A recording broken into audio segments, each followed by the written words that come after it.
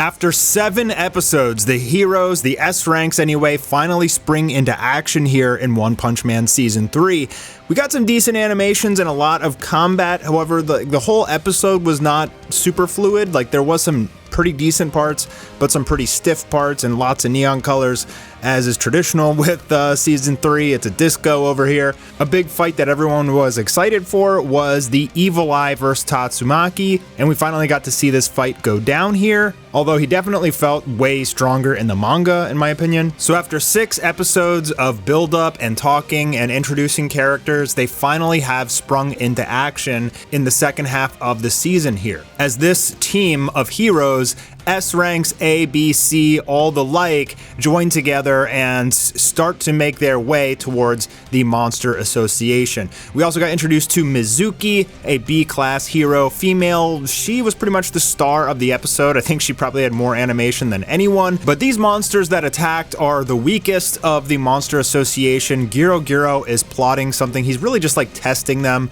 And so he sends out all these monsters to attack, and he pretty much lets them get annihilated. But meanwhile, we get introduced to the monster executives. These guys are super important for the story. They are crazy powerful, like beyond dragon level, and I don't know if we're gonna get to see them fight in this season at all. They're arguably like stronger than Orochi, so they really need to do these characters justice. So all the heroes are heading towards the Monster Association entrance. That's when they get attacked by all of these pretty weakling monsters. A couple of them are stronger. They're like a step above. They are Evil Eye and Rhino Wrestler, who are both demon level. Evil Eye has all sorts of dead monster eyes like embedded into him, which Giro did, and this has given him tons of psychic power, and he's supposed to look threatening and scary, but Tatsumaki just easily makes quick work of him. Like, he's literally nothing to Tatsumaki. She can make a barrier to defend the entire city, and she doesn't really stop the rubble from falling on everyone, and Second Guard's like, yo, protect us, and she says, if you guys can't protect yourself from rubble, like, why are you even here? Which is a good point. Puri Prisoner gets in there, gets some action even, and Darkshine rescues people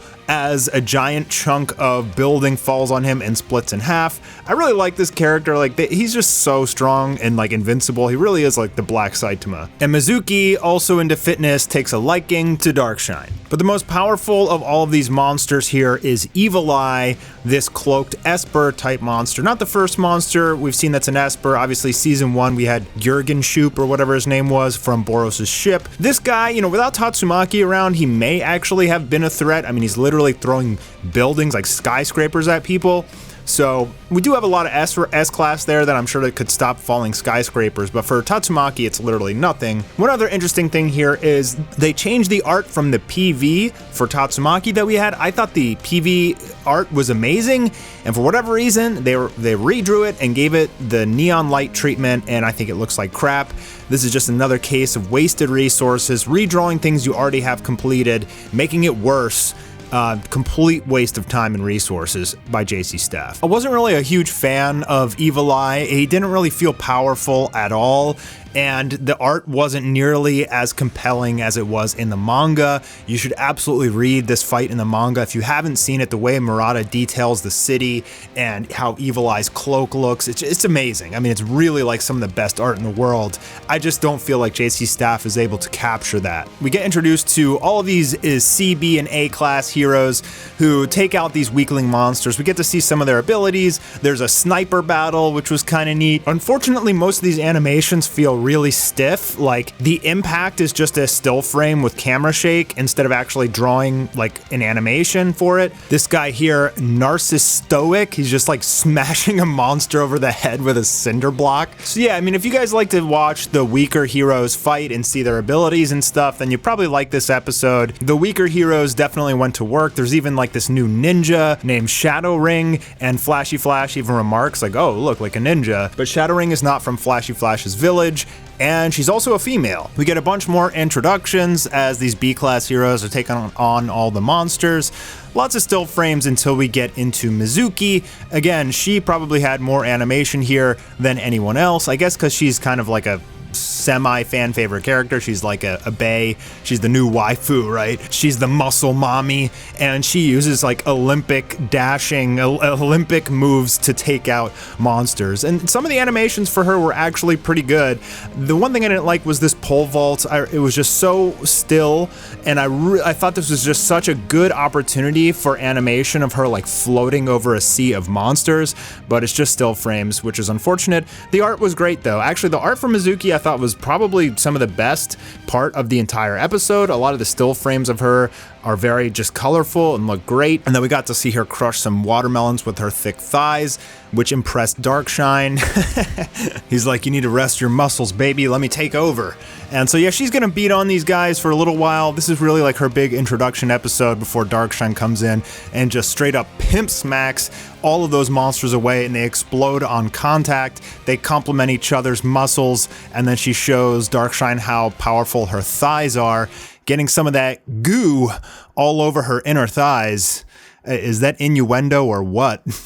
Murata knows exactly what he's doing, bro. He knows exactly what he's doing. So the first wave of monsters have been killed. No heroes have been hurt. They're even surprised at how weak these monsters were. And now a new group of stronger monsters enter with their leader, Rhino Wrestler. And he's seemingly invincible. None of the weaker hero attacks hurt him. Even bullets bounce off of him. He seems like just crazy, crazy strong. A step way above everything else that they've fought, with the exception of Evil Eye so far. So they do a pretty good job depicting the strength level between Tiger and Demon. This guy obviously is Demon, but Demon levels to S ranks are completely nothing. So eventually our homeboy Atomic Samurai gets bored that everybody's taken too long to kill this guy. He steps up to the plate, literally just flicks his sword out of the sheath. He doesn't even pull it out. And the Rhino Wrestler splits into a million pieces. So this was really cool. And then he takes his toothpick out and he chops up a whole bunch of monsters. And this was probably the best animation of the whole episode. That was actually really cool to watch. So this and the Flashy Flash and the Tatsumaki picture were all in the PV, but they changed all of them. I think the Atomic and Flashy Flash animations are better, but the Tatsumaki artwork is worse. So take that for whatever you want. Here's Flashy Flash's animation. They definitely updated this. It's way better now. The poser ninja just got to witness a real ninja in action and is blown away. Pig God here is snacking on some monsters. Puri Puri Prisoner goes to put in some work as well. And so once all the S-class heroes step up to the plate, the monsters are pretty much vaporized extremely quickly. We even see Evil Eye was wrapped up and tied up into like a garbage bag.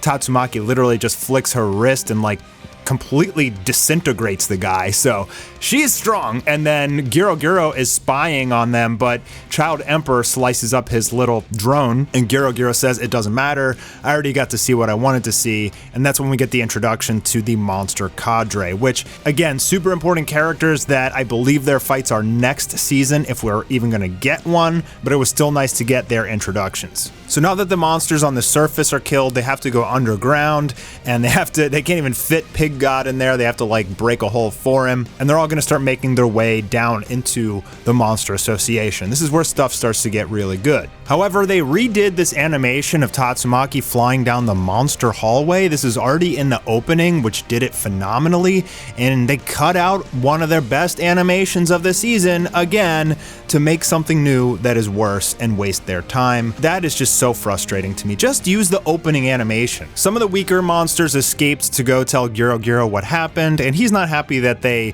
retreated, so he's just straight up feeds them to Orochi, who just chomps on them in a strange kind of way. I don't know. The Giro Giro looks good there, but the Orochi looks a little strange. And that's it. That's the end of the episode. The final 30 seconds are essentially just a still frame of all the characters like, hey, where did the S ranks go? They just left us here. So they abandon all the weaker heroes to enter the Monster Association. I guess the regular heroes are just going to stay up on the surface. And Giro Giro says the real fight starts now because all of the S ranks are coming to invade them. So overall, you know, the episode had a lot more action. It was actually entertaining. It wasn't nearly as boring as episode 1 or 6. I think it's enjoyable, but like overall, it's still just very mid. So one of the best, if not the best animator on this entire season, who we have not seen his cut yet. He is an animation legend. His name's Takahashi Hashimoto, and he has spoken out regarding the criticism of One Punch Man Season 3. What he says is the sheer volume of criticism from people watching illegally is overwhelming. The production team feels a lot of pain because of it. Everyone shares the same feeling. Nobody sets out to make a bad product, yet we get criticized for the smallest details. Where is our motivation supposed to go? I'll be blunt. In the next few weeks, something we poured our hearts and souls into will be aired. If people call it crap or paper play, limited animation, then so be it. But we pushed ourselves to the very limit. Please think about the creators behind the screen. We aren't doing this as volunteers. This is our job. The more you bully us, the more the staff will disappear, guaranteed. So this has caused a lot of controversy on X. Fans are talking about this big time because they feel kind of gaslit. He's making an assumption that everybody that's complaining is pirating, which I don't think is true at all. And then he says we get criticized for the smallest details, which, yeah, it is true, but details matter. I mean, you're missing details, you're cutting out details. Most of the criticism is justified. I mean, I think really what he's talking about here is like, just don't bully the staff. And also I think that it's like episode 9 or 12 probably that is going to be like a really top tier episode. I read somewhere, I don't remember where, that episodes 5 and 9 were going to have the majority of the animation in the series. So we'll find out. We still haven't seen Takahashi's cut, and he is insane. So he's really going to show us something amazing. But the problem is the damage is done on this season, and even if we get one like 10 out of 10 episode, it's not going to make up for the other 11 episodes that are just not meeting fans' expectations. So this is definitely stirring in Japan. Bandai has got to be aware of what's going on. Will they say anything? Will they mention anything? Or will they just proceed as normal schedule, releasing the episodes without letting fans know what's going on? Let me know your thoughts in the comments down below, guys, and I'll see you soon for the next video.